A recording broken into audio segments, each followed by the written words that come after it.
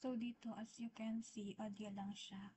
Pero you can add the video. Ilalagay ko na lang siya dun sa folder sa isasend ko sa'yo sa G Drive. Di ko na kasi ma-insert yung video dahil memory full na yung aking laptop.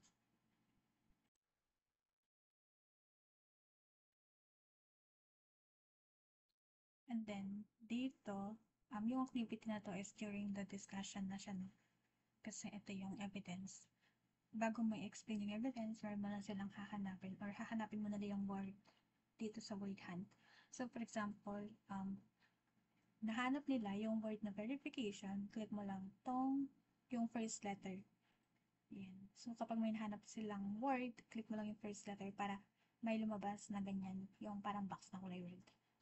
Tapos, after that is, click mo lang dito yung word na nahanap nila para matanggal na siya dyan. Tapos, ayan, mag-i-stay yung mga words na hindi pa nila nahahanap.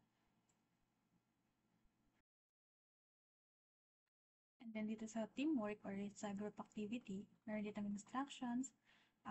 You can explain the instruction to them. Tapos, after that is click mo tong picture ng mga bata para lumitaw yung rubrics. Then, after mong i-explain yung rubrics, click mo lang ulit yung word na rubrics para bumalik siya dito sa teamwork.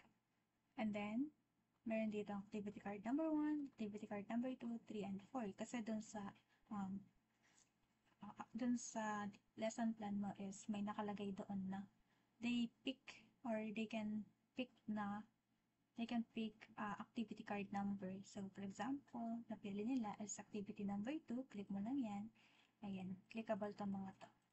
Tapos, ito yung scenario na gagawa nila ng short skit.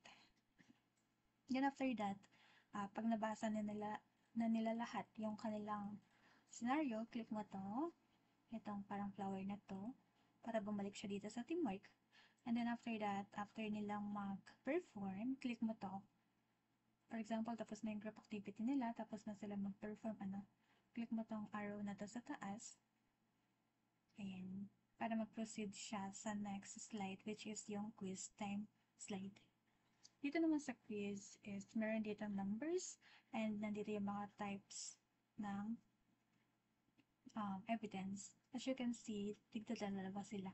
Meron testimonial dito, meron din dito. So, yung first 4 type is yun yung dito mo sila papiliin ng answers sa question na nasa taas. Kasi each slide is merong 2 questions. Tapos yung second question is yun yung for the second type na nandito. Itong parang medyo dark yung color. As you can see, meron dito numbers. They can choose number kung ano yung gusto nilang sagutin. So, for example, they choose number 6 or number 5. Ayan, lilitaw yung number 5 and number 6. Tapos, click mo lang tong number 5 na to. Ayan yung kanilang sasagutin. So, sabi ko nga kanina, yung first 4 types is para siya dito. And then, itong last or second type is yung question dito. Para siya dito sa question or second question. So, for example, wait. For example, binasa nila ito, tapos testimonial, kunwari yung sagot nila. Pag pinindot nila yung testimonial, since wrong yun, matatanggal siya. Yung correct answer is mag-i-stay siya or magko-color green. Ayan. You can choose dito, tapos click mo lang yung number na napili nila, tulad ng ginawa natin sa number 5. Ayan. Ganun lang hanggang sa matapos yung 1 to 10.